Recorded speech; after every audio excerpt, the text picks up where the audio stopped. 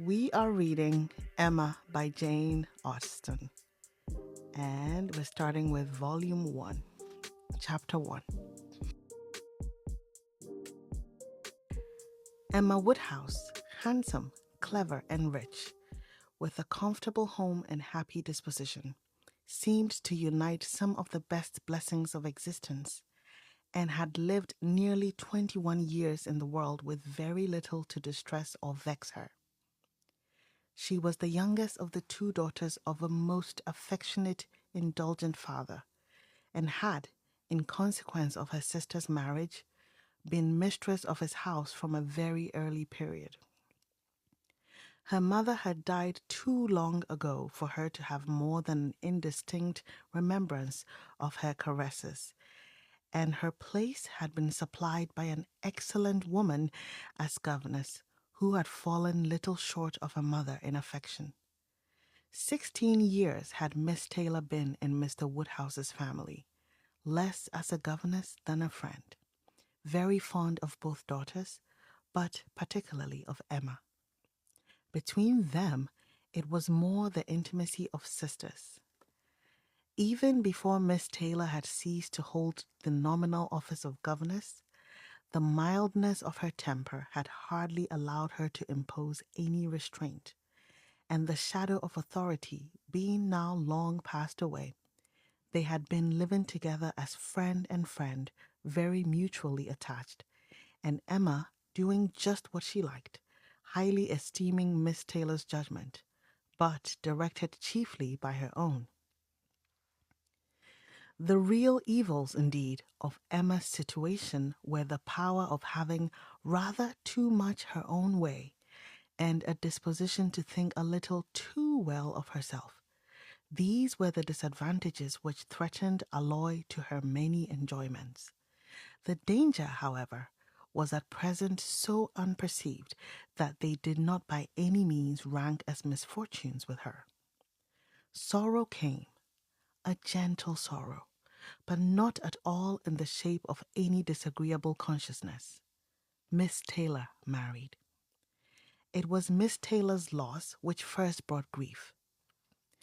It was on the wedding day of this beloved friend that Emma first sat in mournful thought of any continuance. The wedding over, and the bride people gone, her father and herself were left to dine together, with no prospect of a third to cheer a long evening. Her father composed himself to sleep after dinner as usual, and she had then only to sit and think of what she had lost. The event had every promise of happiness for her friend.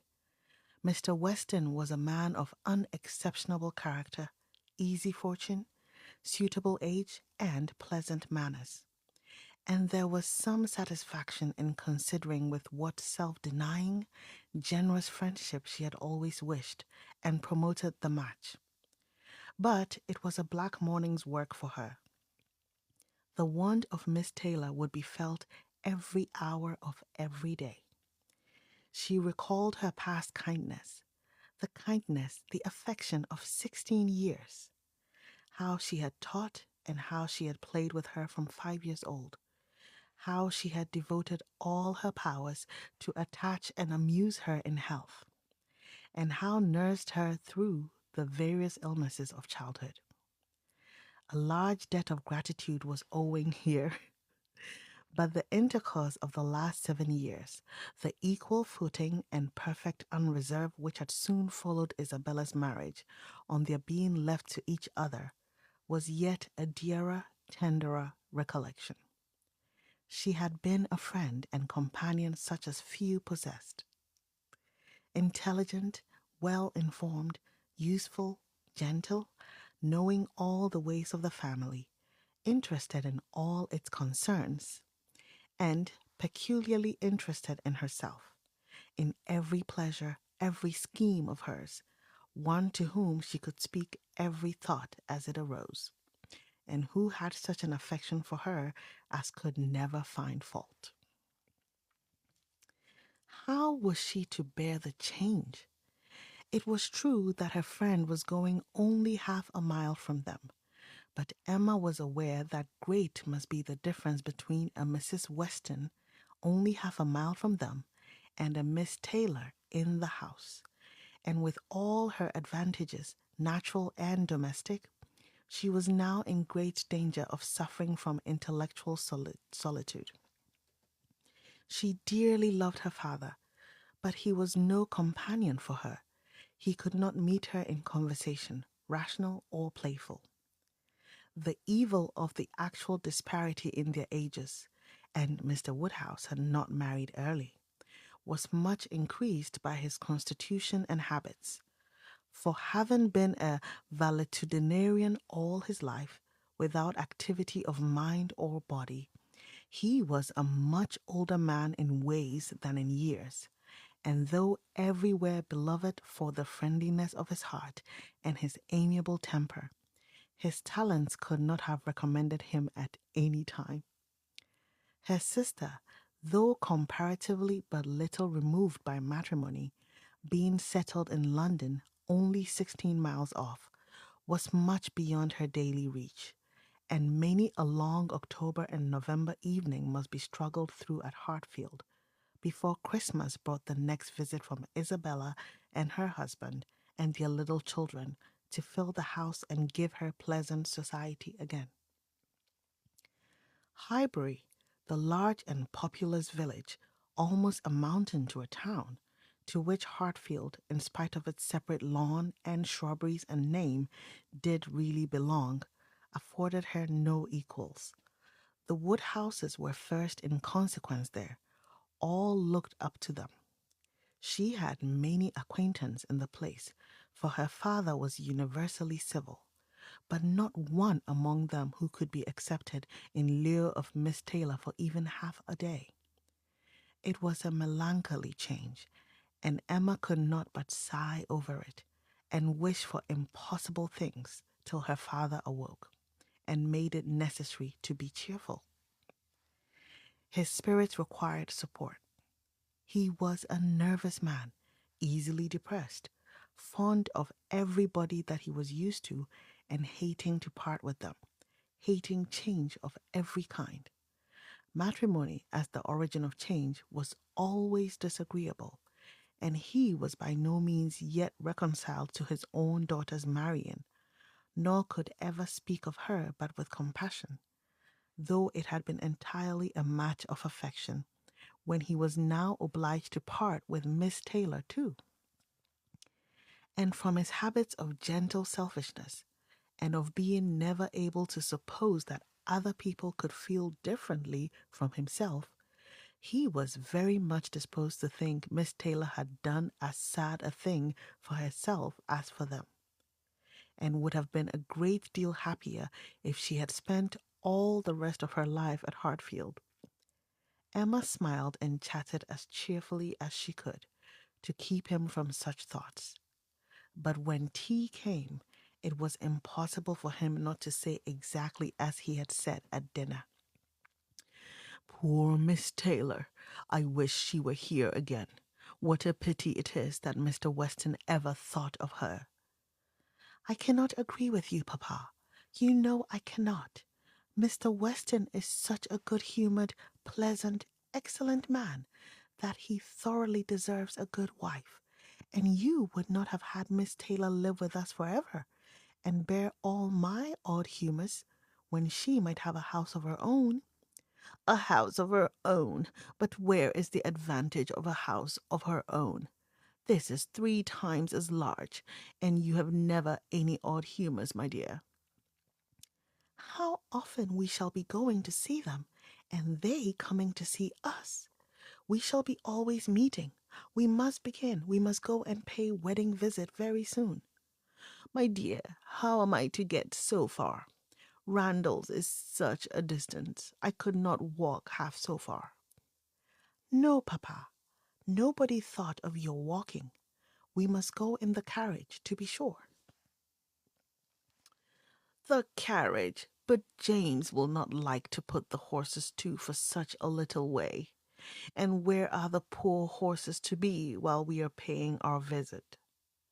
They are to be put into Mr. Weston's stable, papa. You know we have settled all that already. We talked it all over with Mr. Weston last night. And as for James, you may be very sure he will always like going to Randall's because of his daughter's being housemaid there. I only doubt whether he will ever take us anywhere else. That was your doing, Papa. You got Hannah that good place. Nobody thought of Hannah till you mentioned her. James is so obliged to you. I am very glad I did think of her. It was very lucky, for I would not have had poor James think himself slighted upon any account, and I am sure she will make a very good servant. She is a civil, pretty spoken girl. I have a great opinion of her. Whenever I see her, she always curtsies and asks me how I do, in a very pretty manner. And when you have had her here to do needlework, I observe she always turns the lock of the door the right way and never bangs it. I am sure she will be an excellent servant, and it will be a great comfort to poor Miss Taylor to have somebody about her that she is used to see. Whenever James goes over to see his daughter, she will be hearing of us. He will be able to tell her how we all are. Emma spared no exertions to maintain this happier flow of ideas, and hoped, by the help of backgammon, to get her father tolerably through the evening, and be attacked by no regrets but her own. The backgammon table was placed, but a visitor immediately afterwards walked in and made it unnecessary. Mr. Knightley, a sensible man about 7 or 8 and 30, was not only a very old and intimate friend of the family, but particularly connected with it as the elder brother of Isabella's husband. He lived about a mile from Highbury, was a frequent visitor, and always welcome, and at this time more welcome than usual, as coming directly from their mutual connections in London. He had returned to a late dinner after some days' absence, and now walked up to Hartfield to say that all were well in Brunswick Square. It was a happy circumstance, and animated Mr. Woodhouse for some time. Mr. Knightley had a cheerful manner, which always did him good, and his many inquiries after poor Isabella and her children were answered most satisfactorily. When this was over, Mr. Woodhouse gratefully observed, "It is very kind of you, Mr. Knightley, to come out at this late hour to call upon us. I am afraid you must have had a shocking walk." "Not at all, sir. It is a beautiful moonlight night, and so mild that I must draw back from your great fire." "But you must have found it very damp and dirty. I wish you may not catch cold." "Dirty, sir? Look at my shoes. Not a speck on them." "Well, that is quite surprising, for we have had a vast deal of rain here. It rained dreadfully hard for half an hour while we were at breakfast. I wanted them to put off the wedding."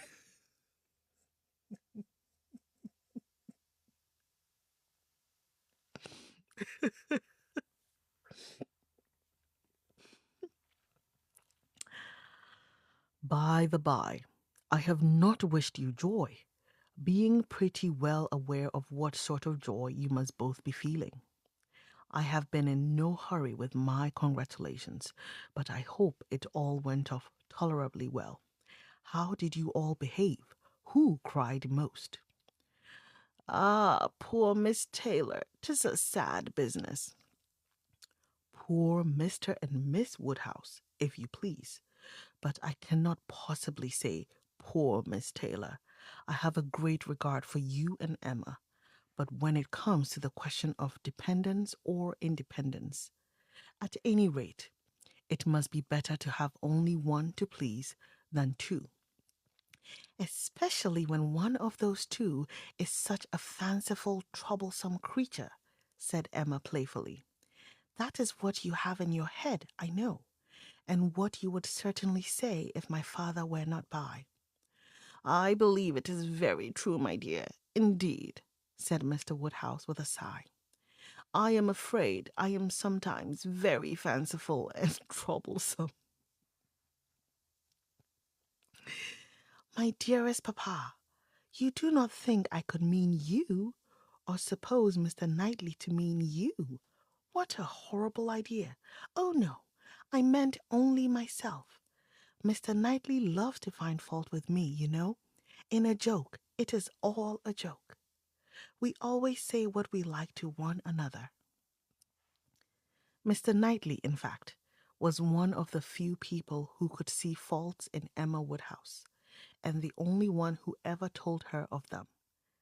And though this was not particularly agreeable to Emma herself, she knew it would be so much less so to her father, that she would not have him really suspect such a circumstance as her not being thought perfect by everybody. Emma knows I never flatter her, said Mr. Knightley, but I meant no reflection on anybody. Miss Taylor has been used to have two persons to please. She will now have but one. The chances are that she must be a gainer. Well, said Emma, willing to let it pass. You want to hear about the wedding, and I shall be happy to tell you, for we all behaved charmingly. Everybody was punctual, everybody in their best looks, not a tear, and hardly a long face to be seen. Oh no, we all felt that we were going to be only half a mile apart, and were sure of meeting every day. Dear Emma bears everything so well, said her father. But, Mr. Knightley, she is really very sorry to lose poor Miss Taylor, and I am sure she will miss her more than she thinks for. Emma turned away her head, divided between tears and smiles. It is impossible that Emma should not miss such a companion, said Mr. Knightley. We should not like her so well as we do, sir, if we could suppose it. But she knows how much the marriage is to Miss Taylor's advantage. She knows how very acceptable it must be, at Miss Taylor's time of life, to be settled in a home of her own, and how important to her to be secure of a comfortable provision, and therefore cannot allow herself to feel so much pain as pleasure. Every friend of Miss Taylor must be glad to have her so happily married. And you have forgotten one matter of joy to me, said Emma, and a very considerable one, that I made the match myself. I made the match, 4 years ago, and to have it take place and be proved in the right when so many people said Mr. Weston would never marry again may comfort me for anything. Mr. Knightley shook his head at her. Her father fondly replied, Ah, my dear, I wish you would not make matches and foretell things, for whatever you say always comes to pass. Pray do not make any more matches. I promise you to make none for myself, papa, but I must indeed for other people. It is the greatest amusement in the world, and after such success, Everybody said that Mr. Weston would never marry again. Oh dear, no. Mr. Weston, who had been a widower so long, and who seemed so perfectly comfortable without a wife, so constantly occupied either in his business in town or among his friends here, always acceptable wherever he went, always cheerful. Mr. Weston need not spend a single evening in the year alone if he did not like it. Oh, no. Mr. Weston certainly would never marry again. Some people even talked of a promise to his wife on her deathbed, and others of the son and the uncle not letting him. All manner of solemn nonsense was talked on the subject, but I believed none of it. Ever since that day, about 4 years ago, that Miss Taylor and I met with him in Broadway Lane, when, because it began to drizzle, he darted away with so much gallantry and borrowed 2 umbrellas for us from Farmer Mitchell's. I made up my mind on the subject. I planned the match from that hour. And when such success has blessed me in this instance, dear papa, you cannot think that I shall leave off match-making. I do not understand what you mean by success, said Mr. Knightley. Success supposes endeavor. Your time has been properly and delicately spent if you have been endeavoring for the last 4 years to bring about this marriage. A worthy employment for a young lady's mind. But if, which I rather imagine, you're making the match as you call it, means only you're planning it, you're saying to yourself one idle day, I think it would be a very good thing for Miss Taylor if Mr. Weston were to marry her, and saying it again to yourself every now and then afterwards, why do you talk of success? Where is your merit? What are you proud of? You made a lucky guess, and that is all that can be said.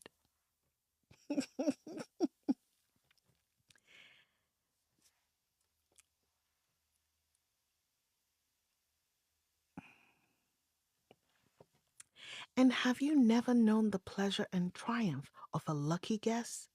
I pity you. I thought you cleverer. For, depend upon it, a lucky guess is never merely luck. There is always some talent in it. And as to my poor word success, which you quarrel with, I do not know that I am so entirely without any claim to it. You have drawn 2 pretty pictures, but I think there may be a third, a something between the do-nothing and the do-all. If I had not promoted Mr. Weston's visits here, and given many little encouragements, and smoothed many little matters, it might not have come to anything after all. I think you must know Hartfield enough to comprehend that. A straightforward, open-hearted man like Weston, and a rational, unaffected woman like Miss Taylor may be safely left to manage their own concerns. You are more likely to have done harm to yourself than good to them by interference. Emma never thinks of herself if she can do good to others, rejoined Mr. Woodhouse, understanding but in part. But, my dear, pray do not make any more matches. They are silly things, and break up one's family circle grievously. Only one more, papa, only for Mr. Elton. Poor Mr. Elton. You like Mr. Elton, papa. I must look about for a wife for him. There is nobody in Highbury who deserves him, and he has been here a whole year, and has fitted up his house so comfortably that it would be a shame to have him single any longer. And I thought when he was joining their hands today, he looked so very much as if he would like to have the same kind office done for him. I think very well of Mr. Elton, and this is the only way I have of doing him a service.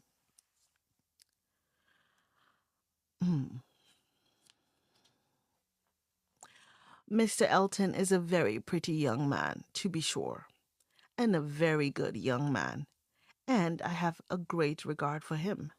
But if you want to show him any attention, my dear, ask him to come and dine with us some day. That will be a much better thing. I dare say Mr. Knightley will be so kind as to meet him.